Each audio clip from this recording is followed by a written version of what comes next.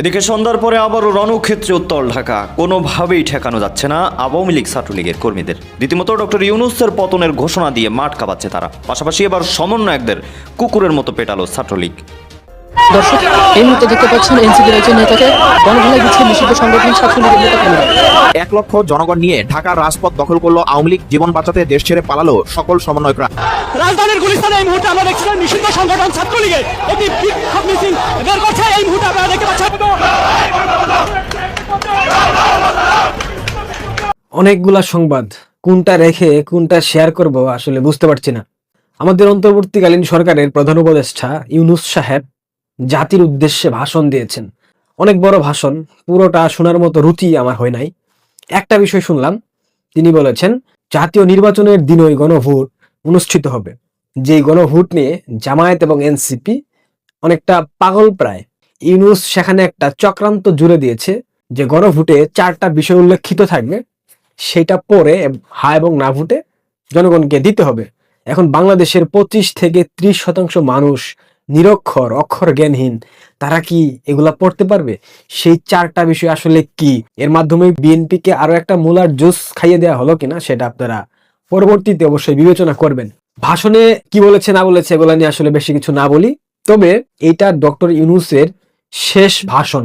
জাতির উদ্দেশ্যে এই ভাষণেই ডক্টর ইউনূসের সমাপ্তি হলো এবং ইউনূস এখন ক্ষমতার যে চ্যাপ্টার, সেই চ্যাপ্টারের শেষ পৃষ্ঠায় আছে। এই পৃষ্ঠা যে কোনো সময় শেষ হয়ে যাবে, এইটুক নিশ্চয়তা আমি আপনাদেরকে দিতে পারি।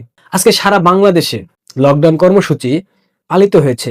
দেখেন, মাননীয় প্রধানমন্ত্রী শেখ হাসিনা শুধুমাত্র ঢাকাকে লকডাউন কর্মসূচি পালন করার জন্য নির্দেশনা দিয়েছিলেন, কিন্তু সারা বাংলাদেশের মানুষ একযোগে সমর্থন দিয়ে সারা বাংলাদেশ ব্যাপী লকডাউন কর্মসূচি পালন করেছে।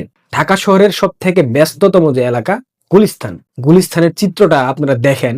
এই গুলিস্তানের চিত্র দেখার পর ঢাকা শহরের অন্য কোনো চিত্র আমার মনে হয় না দেখতে হবে, কারণ গুলিস্তান নগরীর সব থেকে ব্যস্ততম একটা জায়গা। পুরো ফাঁকা, শুনশান নীরবতা, রাস্তায় গাড়ি নাই। কিন্তু এই যে সর্বাত্মক লকডাউন বাংলাদেশের মানুষ, বিশেষ করে ঢাকার শ্রমজীবী মানুষরা পালন করছে, এর মধ্যে জুলাই জঙ্গি উত্থানের সেই জঙ্গিরা সামাজিক যোগাযোগ মাধ্যমে প্রচারণা চালাচ্ছে এবং একাধিক গণমাধ্যমও দেখলাম নিউজ করেছে লকডাউন ডেকে আওয়ামী লীগ লাপাত্তা, আওয়ামী লীগ হারিয়ে গেছে, পালিয়ে গেছে। সেই অশিক্ষিত বর্বরের বাচ্চাদের জন্য আমার বলতে হয় লকডাউনের অর্থ কি, লকডাউন যে শব্দটা এটার অর্থ কি। আমি এআই কে জিজ্ঞাসা করলাম লকডাউনের অর্থটা আসলে কি, কয়েকটা উত্তর দিল। গৃহবন্দী, বন্দী দশা অবস্থায়, অবরুদ্ধ অবস্থা। তাহলে যদি ঘরবন্দী হয় লকডাউনের মানে, আমি ধরে নিলাম অবরুদ্ধ অবস্থা, অবরুদ্ধ অবস্থায় কি মানুষ রাস্তায় নেমে মিছিল করবে? তার মানে অন্তর্বর্তীকালীন সরকার, বিএনপি, জামায়াত এবং তাদের সমমনা যারা আছে তারা কি ভেবেছিল আওয়ামী লীগ রাস্তায় নেমে মারপিট করবে, ওদের মতো আগুন সন্ত্রাস করবে, ওদের মতো বাসে পেট্রোল বোমা হামলা করবে, ওদের মতো জনগণের যে মৌলিক অধিকার সেগুলোকে খর্ব করবে? আওয়ামী লীগ তো ওই প্রতিহিংসা রাজনীতি করে না। জনগণের জীবনের নিরাপত্তা বিঘ্নিত করে, জনগণকে বিপদের মুখে ঠেলে দিয়ে রাজনীতি করে ক্ষমতার মসনদে অধিষ্ঠিত হওয়ার মতো সম্ভাবনা আমি কখন অন্তত পক্ষে আওয়ামী লীগের নেতাকর্মীদের মধ্যে দেখি নাই, এবং তারা এটা প্রত্যাশাও করে না। তারা সবসময় চায় দেশ শান্তিপূর্ণ পরিস্থিতির মধ্য দিয়ে যাক, দেশ একটা স্থিতিশীল অবস্থায় ফিরে আসুক। আজকে লকডাউনকে কেন্দ্র করে 2টা ছবি আমার মনে দাগ কেটেছে। ধানমন্ডি 32, বাংলাদেশের সূতিকাগার। বাংলাদেশ নামক রাষ্ট্রের জন্ম হয়েছিল ধানমন্ডি 32-এর মধ্য দিয়ে। সেখানে নেতৃত্ব দিয়ে বাংলাদেশের মুক্তিযুদ্ধ পরিচালিত হয়েছিল। একটা ক্লাস 8-এর শিক্ষার্থী ধানমন্ডি 32-এ ঘুরতে এসেছিল, পুরা ভাঙা বাড়ির 2টো ইট সে তার ব্যাগে ঢুকিয়েছিল, ইটের টুকরো।